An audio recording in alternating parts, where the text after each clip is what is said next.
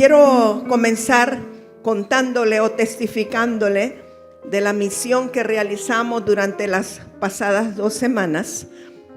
Pero no quiero que se desconecte, no quiero que lo vea solo como una anécdota, como un relato, porque lo que le voy a compartir está muy ligado con la enseñanza que yo estaba preparando antes de viajar. O sea, en octubre yo empecé a preparar una enseñanza que se llama Dios sobre toda tiniebla. Y lo que voy a compartirle tiene que ver con eso. Mauri, Raquel y Martín Taufik, bienvenidos. Qué bueno tenerlos aquí. Nosotros salimos el lunes 13 de octubre. El profeta Martín nos llevó a las 2 de la mañana al aeropuerto. Y usted dirá, ¿y por qué tan temprano? Bueno, nosotros siempre preferimos Avianca, porque al ser viajeros frecuentes tenemos muchos beneficios con Avianca. Entonces, el vuelo sale a las 4:15, algo así. Entonces, habíamos prechequeado y salimos a las 2 de la mañana. El viaje comenzaba San Pedro Sula, San Salvador, Bogotá, Bogotá, Barcelona. Y estábamos supuestos a llegar a Barcelona el martes 14 de octubre a las 9 de la mañana por la diferencia horaria de 8 horas en ese momento. Ahora son 7. Y bueno, todo iba bien. Y despegamos de Bogotá a la hora acordada, todo vuelo llegado a tiempo, porque el cielo es de todos, ¿verdad, capitán? Ese es el eslogan ahora, el cielo es de todos. Pero cuando llevábamos 2 horas y pico en el aire de Bogotá hacia Barcelona, que es un vuelo que dura como 10 horas, dependiendo, dice, creo que fue el capitán quien preguntó si había un médico en el vuelo, porque había una persona que estaba muy enferma y necesitaba ser atendida. Y vimos a los sobrecargos corriendo, ¿verdad? Con el equipo de primeros auxilios, yendo, viniendo, lo que es normal de hacer. Pero aparentemente o no apareció un médico o alguien que pudiera ayudarle, o quizá la condición era seria. Y un rato después nos dice el capitán, tengo que anunciarles que tenemos que desviar nuestro vuelo para darle atención a esta persona. Yo no sé si usted tiene idea o si tal vez Abel puede irme a marcar con su mano la línea de Bogotá a Barcelona. O sea, todo es sobre el mar, hermano. Exactamente. Qué recto que lo hiciste, Abel, qué directo. Muy bien, pero quédate ahí, Abel. Ajá. Mira a ver dónde está San Juan, Puerto Rico. San Juan, Puerto Rico, la isla donde nació tu papá. Ok. Ya habíamos pasado San Juan, pero era lo más cercano donde podía retornar el vuelo para darle atención médica a la persona. Así es que hizo así como un colocho el capitán, ¿verdad?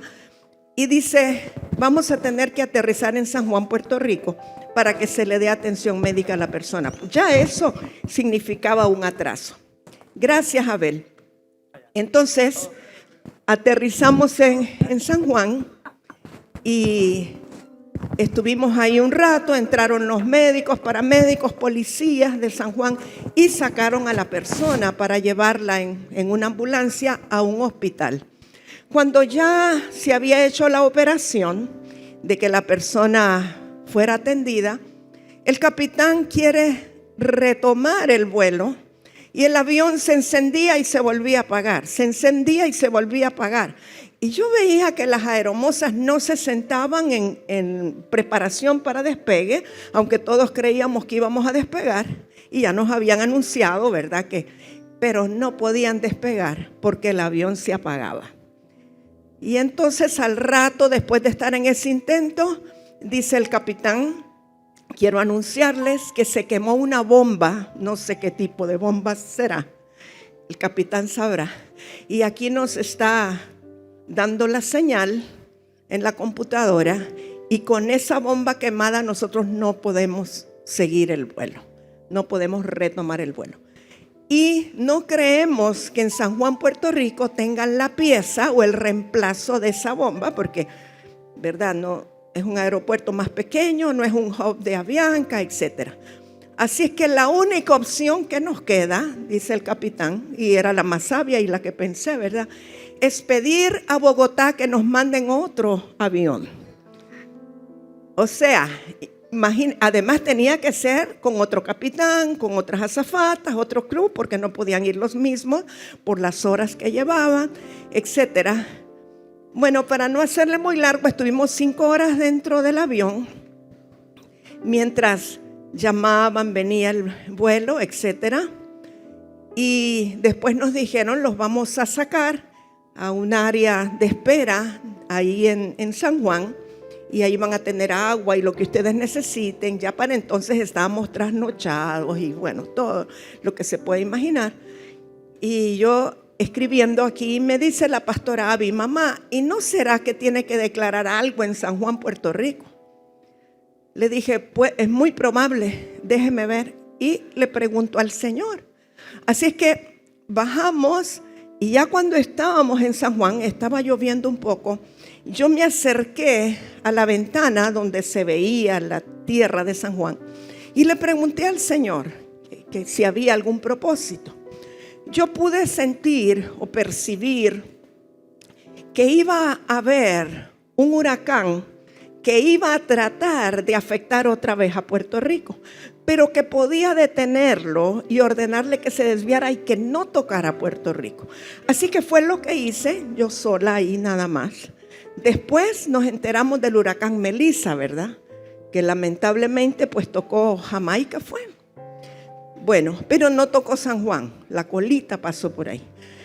Bueno, y ya retornamos al avión cuando ya había llegado la aeronave, nuevo piloto, bien fresquito, todo el crew, ¿verdad? Todas las azafatas, todos nuevos, todo bien tranquilo. Y un buen vuelo hasta que llegamos. Llegamos con 12 horas de retraso. O sea que íbamos a llegar a las 9 de la mañana del martes, pero llegamos a las 9 de la noche del martes. Y bajamos y vamos a pasar migración. Pero cuando vamos caminando, usted no me pregunte qué pasó. Yo me tropiezo en mi propio zapato y caigo de bruces con la cara contra el piso del aeropuerto.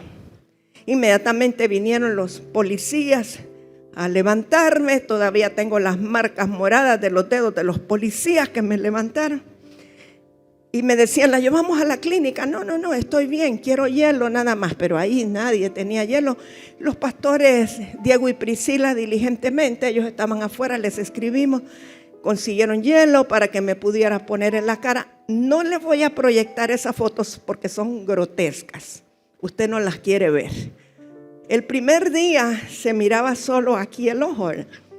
Teníamos planificado salir al día siguiente, y lo hicimos siempre, a una gira que comenzaba en Turquía, Tesalónica, Milano y Barcelona.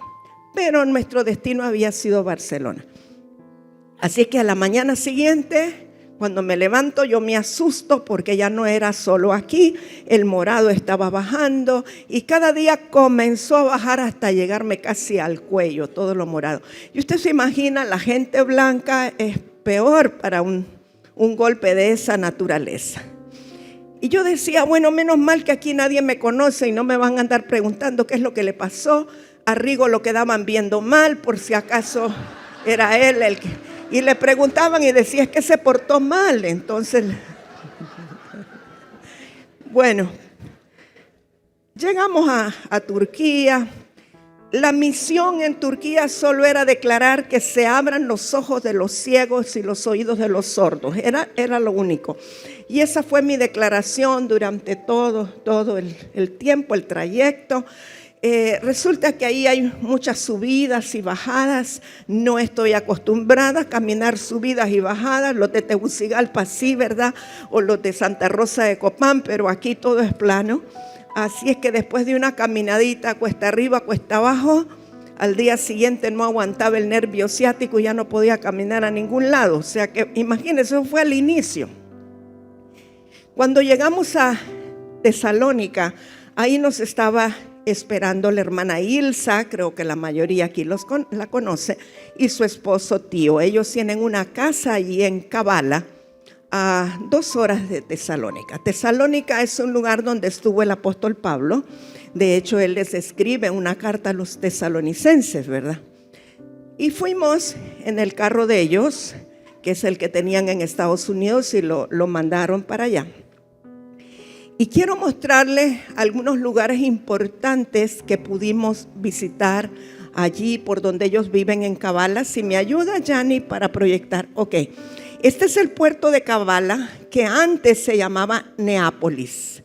Usted verá que en la foto, si yo aparezco, voy a aparecer de espaldas o de perfil por el gran moretón que no quería que lo vieran si mandaba fotos por acá. Ese puerto era el lugar por donde entraba el apóstol Pablo a sus incursiones en Grecia. Si pasas la próxima, por favor. Mire, escondidita ahí al lado derecho, detrás de Ilsa.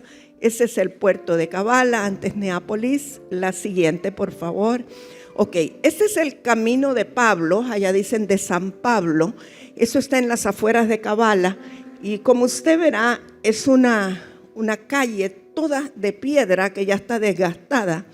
Por cierto, nos salió una jauría de perros que tuvimos que salir corriendo a meternos al carro. Eran como 6, ¿verdad, Río? Pero inmensos, y que era como que vienen a hacer aquí a nuestro territorio. Salimos volados por los perros. Y allí lo dice, al lado derecho, dice Camino de San Pablo. ¿Puedes pasarme la siguiente, Yanni, por favor? Ok, esa es la ciudad de Filipo, que pudimos ir también. Es interesantísimo todas las ruinas que hay en lo que es la ciudad de Filipo, donde estaban los filipenses. Páseme la siguiente, porfa. Sigue siendo ciudad de Filipo, son ruinas ya. La próxima, porfa. Ciudad de Filipo, la siguiente. Ok, esta es la cárcel de Filipo. Allí es donde estuvieron Pablo y Silas. Ese es un corto video para que usted vea cómo se ve por dentro la cárcel, la mazmorra donde estuvieron ellos ahí. Era un lugar muy reducido. Ese es original, el que era. No es como cuando usted va a Israel y le dicen, parece que aquí fue. No, ahí sí era. Ok, me pasas la próxima, por favor, que es una foto después del video. Ok. Ese es el lugar donde se convirtió y se bautizó Lidia, donde Pablo le predicó a las mujeres y que Lidia se convirtió y ella fue bautizada. Hoy día lo han convertido en un bautisterio, pero los ortodoxos han tomado control del lugar. O sea, este lugar ya está modernizado, no está original, pero sí el riachuelo que pasa por ahí, las aguas, es donde Lidia se bautizó. ¿Eso es todo, Yanni, o hay una más? Ya es todo. Ok, gracias. Las demás las tengo ahí privadas. Ahí se las mando. Fue una experiencia muy buena. Además de esto, el Señor nos permitió ir a orar por la madre de Tío, la suegra de Ilsa. Ella está cumpliendo 100 años en estos días, porque dijo que le faltaban 15 días para cumplir 100 años. Y ella ha sido ortodoxa, o sea, con santos y cruces y todo. Y está en un asilo de gente mayor y la mayoría enfermos. Entrar a ese lugar es lo más deprimente que se pueda imaginar, porque ahí nosotros éramos unos pibes, todos son mayores de 80, 90, gente esperando que lleguen sus parientes a verlos. No puede ir en cualquier momento, hay que hacer cita, registrarse, y solo le dan un cierto tiempo de visita a los parientes.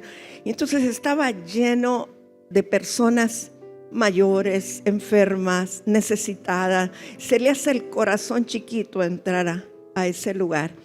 Y los tienen de 2 en 2 en diferentes habitaciones. Y yo salí con un peso y una carga de que si alguna iglesia evangélica, porque sí las hay, estaba yendo a visitar ese lugar o le permitirían ir para dar la palabra a esas personas. De verdad que una necesidad muy grande.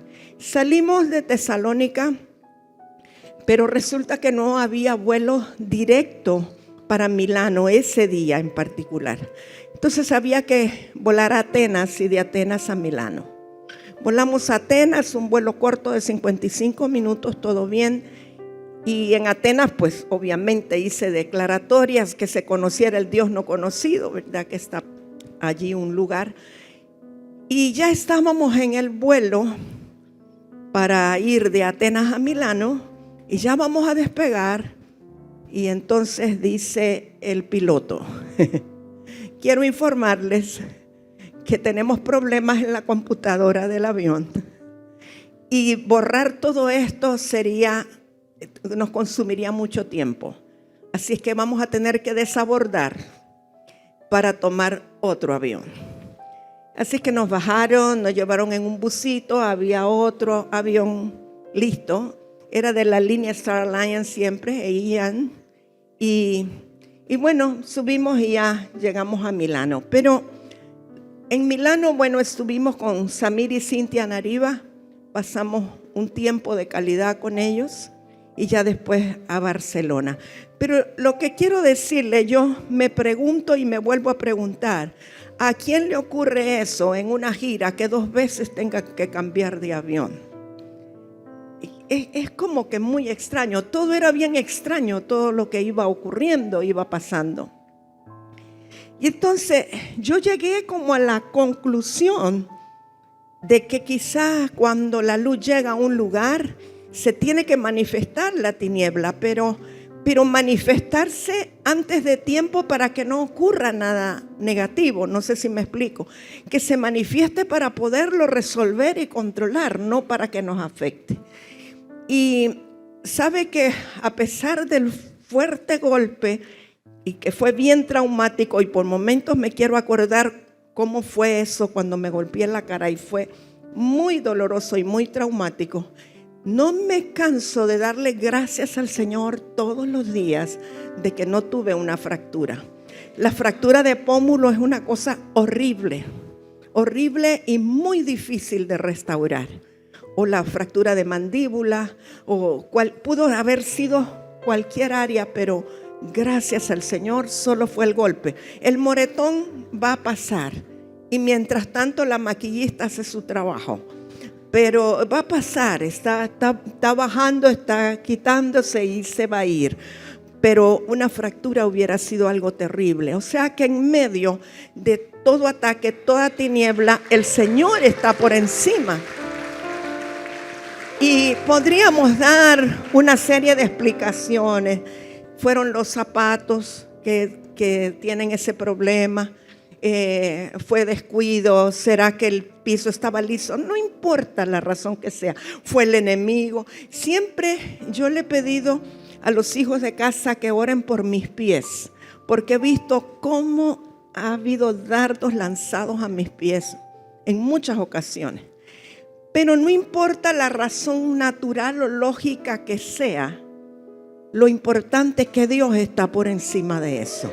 Y eso es lo que yo quiero dejarle a usted, que Dios está por encima de toda tiniebla. Sabe que en Barcelona, tuvimos un tiempo muy lindo con los pastores Diego y Priscila, y el domingo en la iglesia, al final le celebraron a Rigo, le hicieron comida y partieron un pastel y fue, muy gratificante para nosotros que ellos hubiesen tenido ese lindo detalle. Así que ahora yo voy a seguir con lo que había preparado para que lleguemos a una conclusión. Pero lo que le acabo de comentar está involucrado en la enseñanza que vamos a recibir. Y usted va a pensar, bueno, no tiene nada que ver. Usted va a ver al final que sí tiene algo que ver. Vaya conmigo a 2 de Samuel, capítulo 24. Vamos a leer 4 versos del 1 al 4. Y aquí habla del rey David. Todos hemos escuchado y hemos leído acerca de cuando David censó al pueblo y que vino, se enojó el Señor porque David había censado al pueblo y vino una mortandad. Pero quiero que pongamos atención a esto. Segunda de Samuel 24:1. Volvió a encenderse la ira de Jehová contra Israel e incitó a David contra ellos a que dijese: ve, haz un censo de Israel y de Judá. Ponga mucha atención al verso 1. Dice que se encendió la ira de Jehová contra Israel y que incitó a David, Dios mismo, ¿verdad? Verso 2. Y dijo el rey a Joab, general del ejército que estaba con él: recorre ahora todas las tribus de Israel, desde Dan hasta Beersheba, y haz un censo del pueblo para que yo sepa el número de la gente. Joab respondió al rey: añada Jehová tu Dios al pueblo 100 veces tanto como son, y que lo vea mi señor el rey. Mas, ¿por qué se complace en esto mi señor el rey? Pero la palabra del rey prevaleció sobre Joab y sobre los capitanes del ejército. Salió pues Joab con los capitanes del ejército de delante del rey para hacer el censo del pueblo de Israel. Yo no voy a entrar en todos los detalles, que vino el ángel de Jehová, que le dieron a elegir a David, sino que yo me quiero centrar ahora en que en Samuel, en segunda de Samuel, dice que fue Jehová y la ira de Jehová quien incitó a David. ¿Estamos? Ok, y entonces quiero que leamos Primera de Crónicas 21, del 1 al 4, que habla exactamente lo mismo. Usted sabe que son paralelos. Dice: pero Satanás se levantó contra Israel e incitó a David a que hiciese censo de Israel. Y dijo David a Joab y a los príncipes del pueblo: id, haced censo de Israel, desde Beersheba hasta Dan, e informadme sobre el número de ellos para que yo lo sepa. Y dijo Joab: añada Jehová a su pueblo 100 veces más. Rey, señor mío, ¿no son todos estos siervos de mi señor? ¿Para qué procura mi señor esto que será para pecado a Israel? Mas la orden del rey pudo más que Joab. Salió por tanto Joab y recorrió todo Israel y volvió a Jerusalén y dio la cuenta del número del pueblo a David. Es lo mismo, pero hay una gran diferencia en el verso 1. En Samuel dice que fue Jehová quien incitó a David, ¿cierto? Pero en Crónicas dice que fue Satanás quien incitó a David. ¿Lo leyó allí? ¿Lo vio bien? ¿Y alguna vez ha tenido usted la inquietud de cómo es esto? ¿Por qué unos dicen que fue Dios y por qué otros dicen que fue Satanás? Y entonces, obviamente, yo digo, bueno, ¿quién fue? ¿Fue Dios o fue Satanás? Y siempre yo he dicho que Satanás es el mejor siervo de Dios, en el sentido de que cumple todo lo que tiene que cumplir y Dios se lo permite o Dios se lo ordena. O sea que realmente, aunque haya sido Satanás, Dios estaba por encima del asunto y no hubiese permitido el Señor, o mejor dicho, todo lo que Satanás hizo, Dios lo permitió.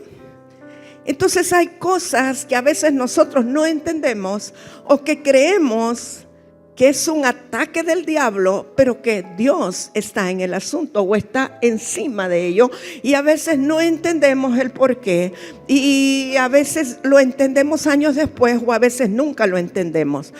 Hay una escritura en Isaías 54 que siempre me llamó mucho la atención y creo que explica algo de lo que estamos hablando. Verso 15 de Isaías 54 dice: si alguno conspirare contra ti, lo hará sin mí. El que contra ti conspirare, delante de ti caerá. Ese es el Señor hablando a través de Isaías.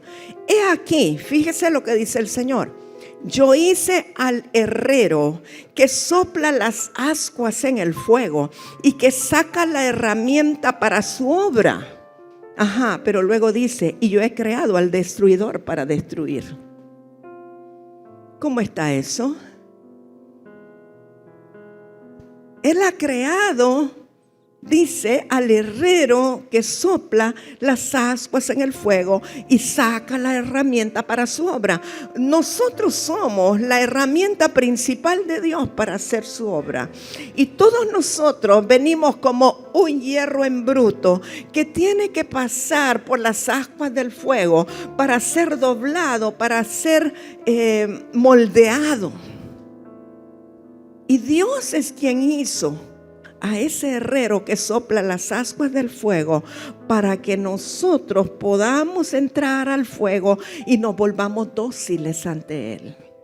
Y muchas veces hay gente a la que la pasan más veces por el fuego que a otros. Y yo creo que tiene que ver con el llamado. Entre más fuerte es el llamado y más poderoso es el llamado, más veces lo tienen que pasar por el fuego. Así que si usted está pasando por el fuego, no se queje. No se queje, probablemente usted es esa arma que está siendo forjada, que está siendo doblada, que está siendo moldeada para que Dios pueda hacer su obra con usted. Pero dice Dios mismo, pero yo también hice al destruidor para destruir. Son cosas quizá tan profundas que necesitamos entender. Ninguna arma forjada contra ti prosperará. Y condenarás toda lengua que se levante contra ti en juicio. Esta es la herencia de los siervos de Jehová, y su salvación de mí vendrá, dijo Jehová. Si nosotros vemos en el Antiguo Testamento, y podemos ver una vez más a David y a Saúl, y vaya conmigo a 1 Samuel 16, verso 14, estamos hablando siempre de lo mismo.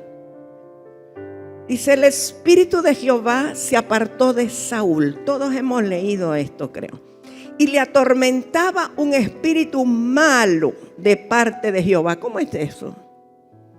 Le atormentaba un espíritu malo de parte de Jehová.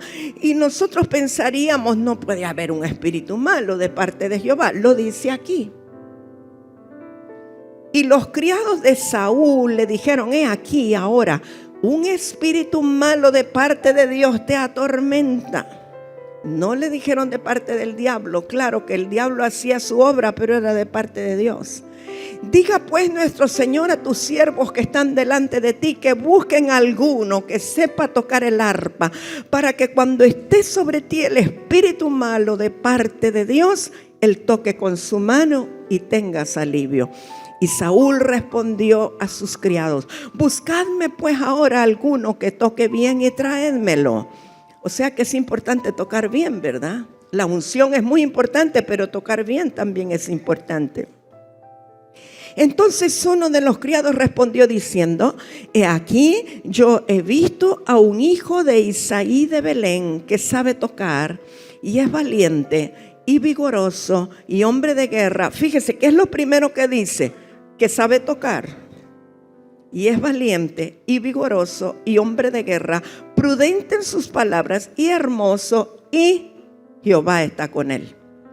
O sea que cumplía todos los requisitos, pero el tocar bien era importante.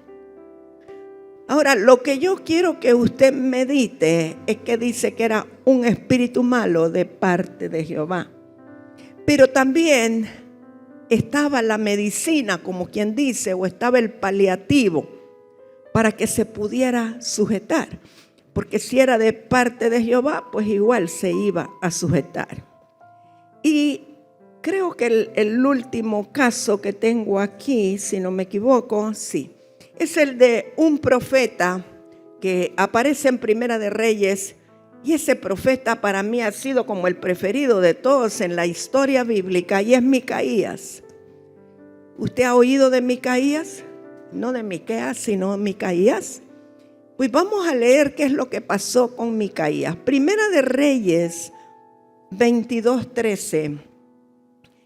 Y el mensajero que había ido a llamar a Micaías, el profeta, le habló diciendo: he aquí que las palabras de los profetas a una voz anuncian al rey cosas buenas. Sea ahora tu palabra conforme a la palabra de alguno de ellos, y anuncia también buen éxito. Y Micaías respondió: Vive Jehová, que lo que Jehová me hablare, eso diré. Vino pues al rey, y el rey le dijo: Micaías, ¿iremos a pelear contra Ramot de Galad o la dejaremos? Él le respondió: sube y serás prosperado, y Jehová la entregará en mano del rey. Pero el rey no se lo creyó, fíjese. El rey tenía discernimiento en medio de todo. Verso 16. Y el rey le dijo: ¿hasta cuántas veces he de exigirte que no me digas sino la verdad en el nombre de Jehová? Porque sabe que hay muchos profetas que solo profetizan cosas buenas para quedar bien con la persona a la que le están profetizando. Hay profetas que aunque vean las cosas malas venir o vean situaciones que tienen que ser enderezadas, por quedar bien con la persona, solo le profetizan cosas buenas. Te va a ir bien, vas a ser prosperado, vas a tener carro nuevo, casa nueva, pero no le dicen la verdad. Y aquí el rey tenía discernimiento, así que le exigió a Micaías que le dijera la verdad. Verso 17. Entonces él dijo: yo vi a todo Israel esparcido por los montes, como ovejas que no tienen pastor. Y Jehová dijo: estos no tienen señor, vuélvase cada uno a su casa en paz. Y el rey de Israel dijo a Josafat: ¿no te lo había yo dicho? Ninguna cosa buena profetizará él acerca de mí, sino solamente el mal. Aparentemente Micaías siempre le decía al rey las cosas malas que podían ocurrirle. Entonces él dijo: oye pues, palabra de Jehová. Yo vi a Jehová sentado en su trono, y todo el ejército de los cielos estaba junto a él, a su derecha y a su izquierda. Y Jehová dijo, fíjese bien, verso 20: ¿quién inducirá a Acab para que suba y caiga en Ramot de Galad? Y uno decía de una manera y otro decía de otra. Y salió un espíritu y se puso delante de Jehová y dijo: yo le induciré. Y Jehová le dijo: ¿de qué manera?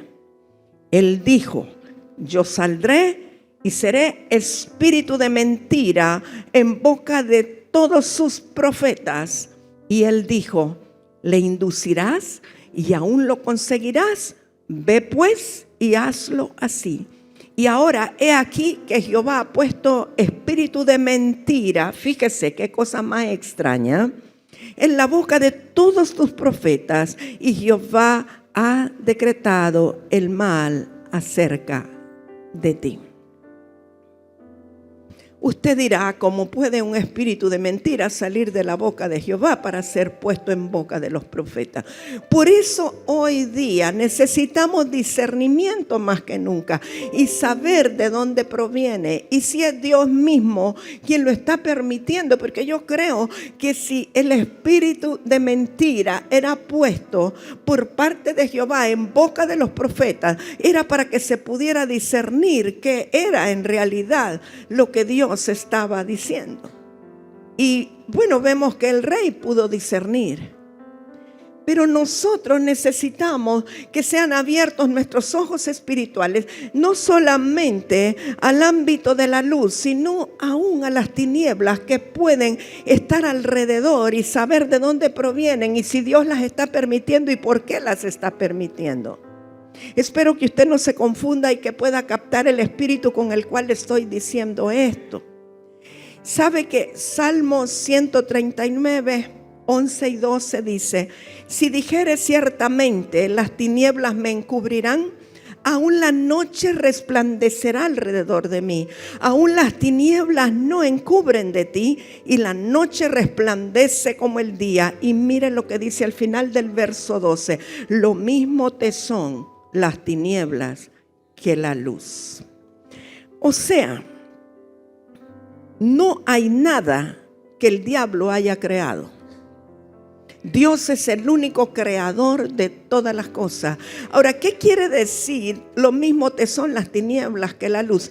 Dios es Dios, Él es luz y Él es verdad, pero Él se puede mover de igual manera en la luz que en las tinieblas. Él no tiene problema con eso. Pero nosotros también deberíamos de desarrollar un carácter para que podamos movernos lo mismo en las tinieblas que en la luz, porque la luz que está dentro nuestro no se va a apagar. Y nos da la capacidad para poder sobreponernos en medio de toda tiniebla. El mensaje que yo le quiero dejar es: Dios está por encima de toda tiniebla. A Él le es lo mismo las tinieblas que la luz. Pero aun cuando las tinieblas estén operando, Él está por encima y Él tiene el control y el dominio de todas las cosas y sobre todo de nuestra propia vida. Hay cosas que a veces no entendemos. ¿Por qué están pasando? ¿Por qué ocurre? ¿Por qué así? ¿Por qué no veo el desenlace de esto? Pero Dios está en el asunto. O sea, quiero que tengas la certeza este día de que si tu vida le pertenece al Señor, si te entregaste a Cristo, si tú le entregaste tu corazón al Señor, Él tiene el control de todo, aún del mismo diablo. Y aún si tiene que usarlo para perfeccionarte o para purificarte, para que seas una herramienta útil para hacer su obra. Y yo percibo que hay muchas personas aquí que están pasando por situaciones que pueden haberlas sentido como una adversidad, como que el enemigo los tuviera sitiados. Pero esta mañana no les voy a pedir que pasen al frente, pero si tú estás pasando una situación en donde crees que el enemigo ha tomado de su propia mano, que te tiene como sitiado, que no puedes salir de las circunstancias, que no encuentras la salida, quiero que te pongas en pie, por favor.